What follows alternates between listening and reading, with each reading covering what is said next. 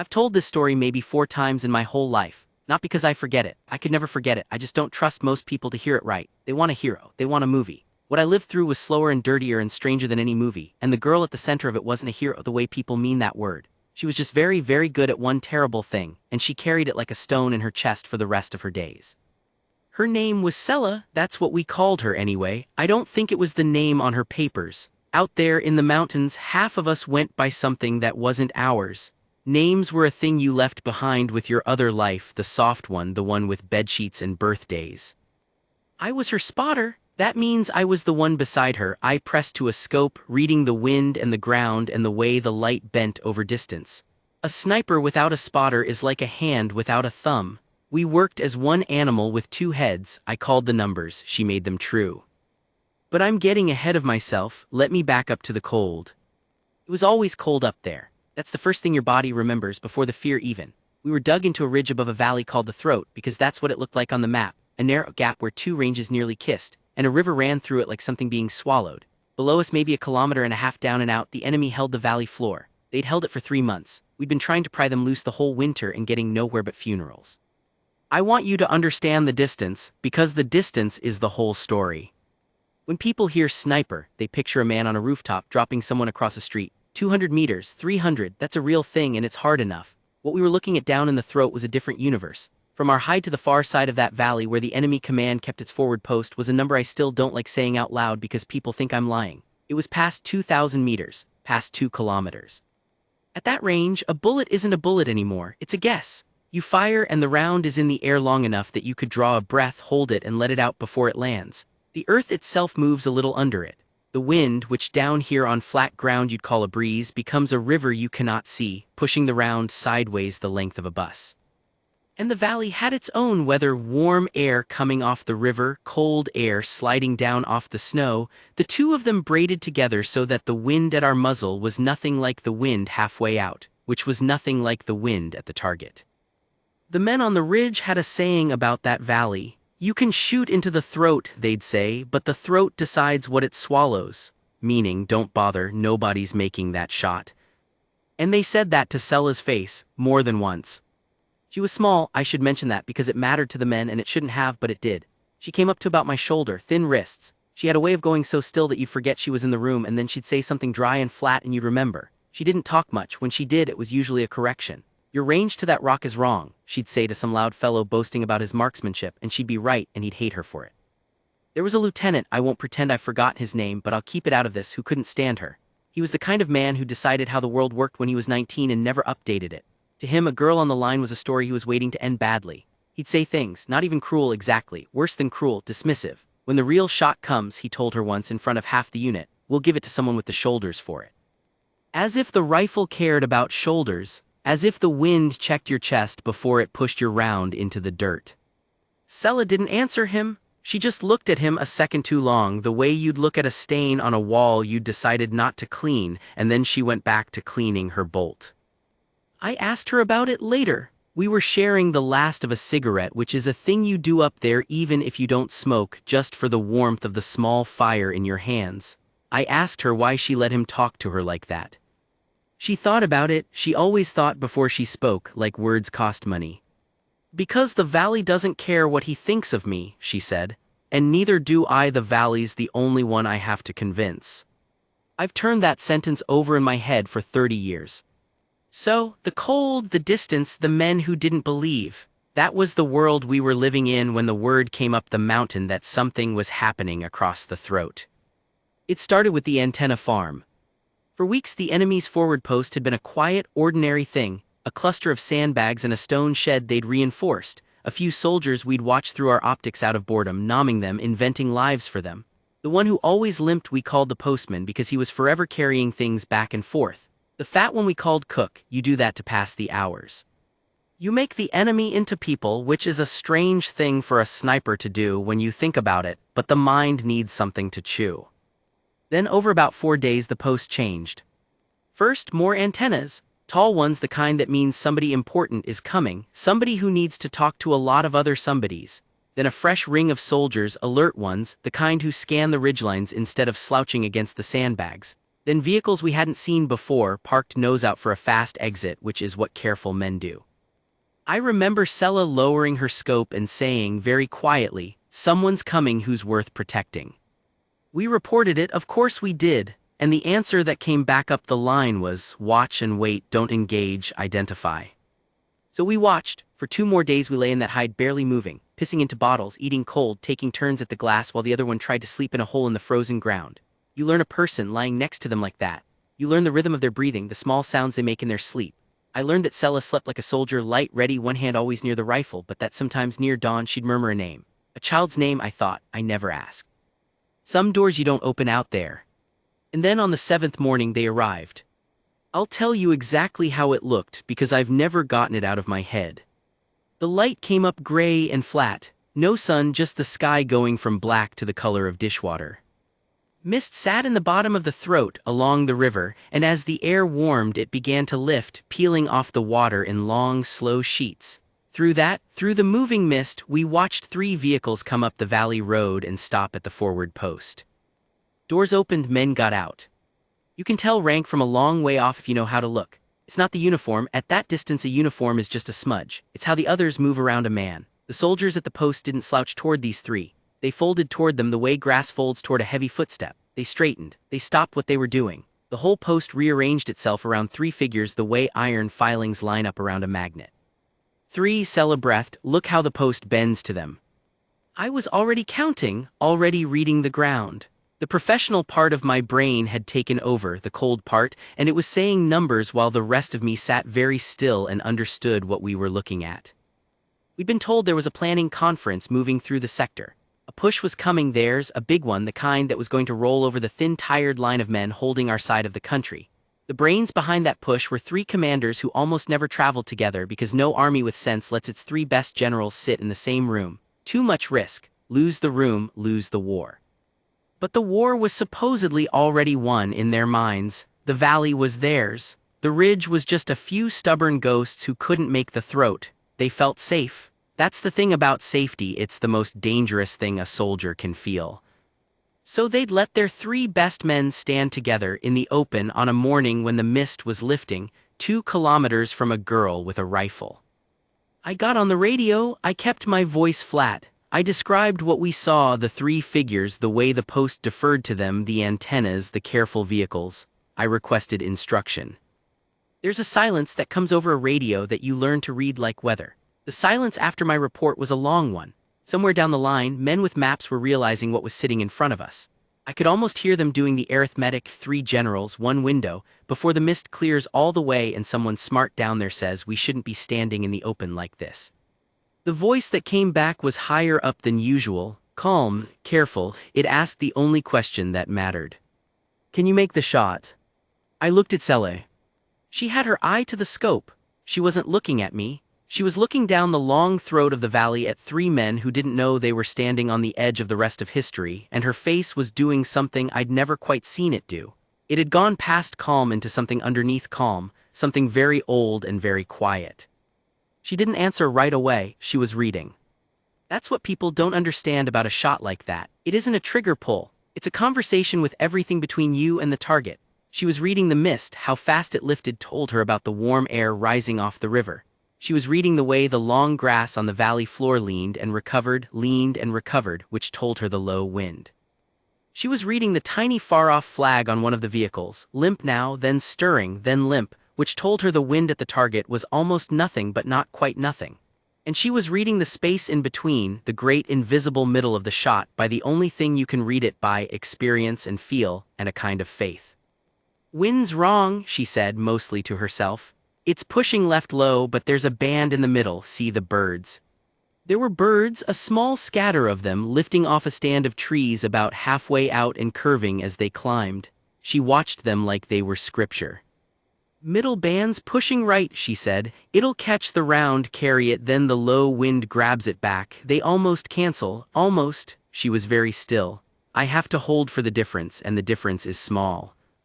I want to be honest with you about what came next, because the easy version is a lie.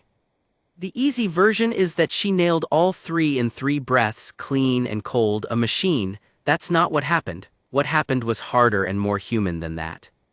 I gave her the firing solution, my numbers and hers married together, the elevation for that obscene distance, the windage hold she'd called, a tiny correction for the way the round would drift just from spinning over that long a flight, a thing called spin drift that only matters at distances most shooters never dream of. I read it all back to her in a murmur. She adjusted. The big turrets on the scope clicked under her fingers, each click a tiny tilt of the barrel toward the sky. Because at that range you don't aim at a man, you aim at a patch of empty air far above his head, and you trust the bullet to fall back down to him like a thrown stone. On you, I said, meaning it's your shot. Whenever you're ready, the valley decides, but you decide when to ask it.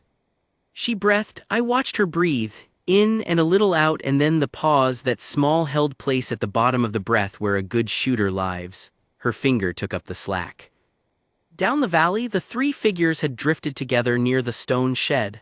One of them was pointing at something, a map maybe, spread on the hood of a vehicle. The other two leaned in, three heads closed together, a planning conference, the exact moment we'd never get again. She fired. You don't hear the shot the way you'd think when you're the spotter. You hear it and you don't, because every nerve you have is jammed down the scope, watching for the trace, the faint distortion in the air a heavy round leaves behind it like the wake of an invisible boat. I caught the trace. I watched it arc out over the throat, climbing, and then beginning the long fall, and the wind did exactly what she said it would, pushed it right in the middle and clawed it back low, and the two shoves nearly canceled, and the round came down out of the gray sky after a flight time so long I had already started to breathe in to call a miss. The figure pointing at the map went down. Not dramatically, that's the thing nobody believes. At that range you don't see a man fall like in the films. You see a small distant shape that was vertical become a small distant shape that is horizontal, and a half second of stillness, and then the world around it explodes into motion. The other two heads jerked. The post came alive like a kicked anthill. Hit, I said, my voice didn't sound like mine. Center figure down, hit. And here's where it became something I'll carry forever. Because the other two were already moving, already understanding. Already doing the thing that should have saved them, scattering, dropping, running for the vehicles, for the shed, for any wall between them and the impossible ridge that had just reached across 2 kilometers and touched their friend. A lesser shooter would have had one general, one miracle, and an honorable failure on the other two. Nobody would have blamed her. Nobody on earth could have blamed her. Sela worked the bolt. I have never in my life seen anyone do what she did in the next 11 seconds. I timed it later in my head, ran it over and over. 11 seconds, maybe 12. The second general was running for the vehicle, and running men are the nightmare of long-range shooting, because now you're not just solving distance and wind, you're solving time. Where will he be when the round arrives? A round that takes nearly 3 seconds to get there, 3 seconds in which a running man covers ground. She didn't track him smooth. She did something I'd only ever heard old shooters describe and never seen. She picked a piece of empty ground ahead of him, a place she decided he would be, and she put the round into the air aimed at that empty place, betting his own legs would carry him into it. Lead him, she whispered to herself, to the rifle, to God. Come on, come to it. She fired into nothing, into a patch of grass with no one in it. And the running man ran into the falling round. Down, the second shape went horizontal. I made a sound. I'm not proud of it. It wasn't a word. It was the sound a man makes when he watches something happen that the rules say cannot happen. The third one was the worst. The third one was smart. He hadn't run in a straight line. He'd gone to ground behind the engine block of the nearest vehicle, the one solid thing in that whole open post, and he put steel and iron between himself and the ridge, and that should have been the end of it. You cannot shoot through an engine block at 2 kilometers. You can't. He was safe. He'd done everything right. He was going to live, and he was going to direct the push, and a great many of our men were going to die because of the thoughts in that one surviving head. Sela went still again, stiller than I'd ever seen her. He'll move, she said. He won't, I said. He's not stupid. He'll wait for the vehicle to drive him out. He'll move, she said again, because he doesn't know which direction we're in. He's guessing. He put the engine between him and where he thinks we are. She was breathing slow. But the vehicle's nose is pointed up valley. To get in, he has to come around the back, and the back? The back was open to us. For about a step and a half, if he came around the rear of that vehicle to climb in, he'd cross open ground. You can't shoot a step and a half from here, I said. The numbers were impossible. A man visible for under a second at a range where the bullet flew for the better part of 3. No, she agreed, I can't shoot where he'll be, I have to already be there. I didn't understand her, then I did and my blood went cold.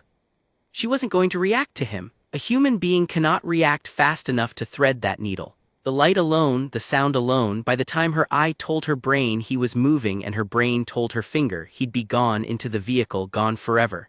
No, she was going to do the thing that separates the merely great from whatever Sella was. She was going to pick the spot, the exact patch of air in front of the rear bumper where a man's chest would be if he came around to climb in. And she was going to fire the round into the air on faith, with the target not yet visible, not yet moving, timing the long flight so that the bullet and the man would arrive at the same place at the same instant, the bullet falling out of the gray sky, the man stepping into it, neither one knowing the other was coming. She'd have to start the round before he moved, she'd have to know he would move before he knew it himself. On you, I breathed, there was nothing else to say. She waited, the longest wait of my life. The post boiled with panic below us, men dragging the 2 fallen shapes, shouting we couldn't hear, the 3rd general crouched and invisible behind his iron. The mist was nearly gone now. Our window was closing. Any second someone down there would get organized, would lay smoke, would get the survivor into armor and away. And then Sella fired at nothing, at empty air beside a vehicle with no target in sight. The round climbed and fell, and in the 3rd second of its flight, I swear this on everything, the 3rd general broke from behind the engine block and came around the back of the vehicle to climb in, fast, low, smart, doing everything right, 1 step, 2. And the sky finished what she'd started 2 seconds and 2 kilometers earlier. The 3rd shape went down across the open ground. The valley was silent. Not really, there was surely chaos and screaming down there, but in our hide it was silent, the kind of silent that rings. 3, I said, I could barely speak. 3 down, Sella, 3. She didn't whoop, she didn't smile. She lowered her face from the scope and I saw that her hands had started to shake, now only now after it was over, the way your hands shake after the danger's past and your body finally lets itself feel what it wasn't allowed to feel. She set her forehead down against the cold stock of the rifle and she closed her eyes and she just breathed. We didn't get to savor it, you never do. The second a sniper fires, the math flips against you. The whole valley now knew there was a hide on the ridge, knew roughly where, and a hide that's been found is a coffin you're still lying in. We were already moving before the 3rd shape hit the ground, breaking down the rifle, scattering the signs of our position, slithering backward out of the hole we'd lived in for a week, dragging ourselves over the lip of the ridge as the first mortar rounds began to walk across the slope behind us, searching. I won't drag you through the run. It was ours. It was on our bellies and then on our feet and then on our bellies again, through snow and scree, the mountain trying to kill us almost as hard as the men were. Twice I thought we were finished. Twice the weather, the very weather Sella had read so perfectly to make the shot, turned and hit us, mist closing over the slope like a hand over a candle. The throat swallows what it chooses. That day, for whatever reason, it chose to let us go. By the time we made it back to our own line, it was dark and we were 2 frozen ghosts, and the first face I saw was the lieutenant's, the one with the saying about shoulders. He'd heard, of course he'd heard, the whole line had heard, 3 enemy generals dead in 1 morning. The entire enemy push thrown into a paralysis it never fully recovered from, because it turns out that when you put your 3 best brains in one place to be clever about secrecy, and you lose all 3 in one breath of a single morning, the war doesn't just lose 3 men, it loses a plan, it loses nerve. The push that was supposed to roll over us stalled for 11 days while frightened colonels argued about who was in charge, and 11 days was enough. 11 days was everything. Men who'd have died lived. A line that would have broken held. None of them knew why. None of them knew a small woman with shaking hands had bought them those 11 days from 2 kilometers off on a gray morning by shooting at empty air 3 times and trusting the valley to fill it. The lieutenant looked at her. He opened his mouth. And I watched him try to find the words, the man who'd had so many words for her before, who'd told her to her face that when the real shot came they'd give it to someone with the shoulders for it. The real shot had come, and the valley had given it to her. He didn't apologize. Men like that almost never do. The words won't come up through all the certainty they're built out of. But I saw something in his face crack, some scaffolding he'd lived behind, and he did the only honest thing left to him. He came to attention. This loud, dismissive man drew himself up straight in the dark in front of a half-frozen woman who came up to my shoulder, and he saluted her, held it. And Sella, too tired to be bitter, too emptied out to be triumphant, lifted her shaking hand and returned it. Nobody cheered. It wasn't that kind of moment. It was quieter and bigger than cheering. Here's the part I think about most though, it isn't the salute, it isn't even the shots. That night after they'd fed us and the medics had thawed our feet, and the others had drifted off to tell and retell the story that was already growing legs and getting taller, 3 generals.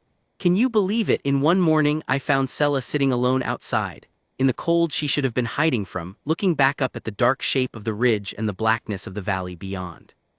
I sat down next to her. I didn't say anything. After a while she did. They had names, she said. The 3 of them, they had names and people who'll get a knock on the door. She wasn't crying. It was worse than crying. It was the flat, level voice of someone setting a weight down so they can carry it properly. I know everyone wants me to feel like I won something today. You did, I said. You saved the line, you saved. I know what I saved. She looked at me. I'm not sorry I did it, don't think that. They were going to roll over us and they'd have done it smiling and I'd do it again, every shot the same.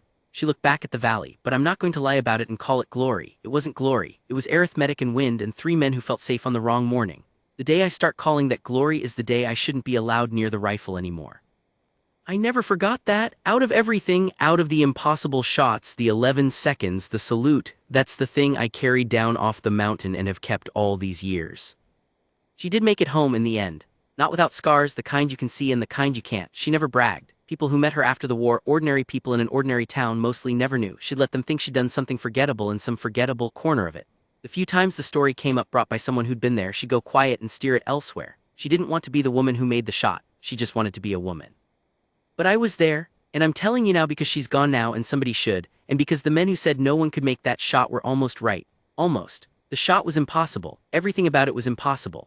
The distance was impossible and the wind was impossible, and threading 3 running, hiding, frightened men in one closing window was so far past impossible that I still, after all these years, half believe I dreamed it. She made it anyway. Not because she had the shoulders for it. Not because she was a hero or a machine or anything they tried to make her into afterward. She made it because she stopped listening to the men who told her what couldn't be done, and she listened instead to the only thing that ever told her the truth. The wind, the light, the long gray throat of the valley. She listened to the only one she ever had to convince. And the valley, that one impossible morning, decided not to swallow what she sent into it. It let it through.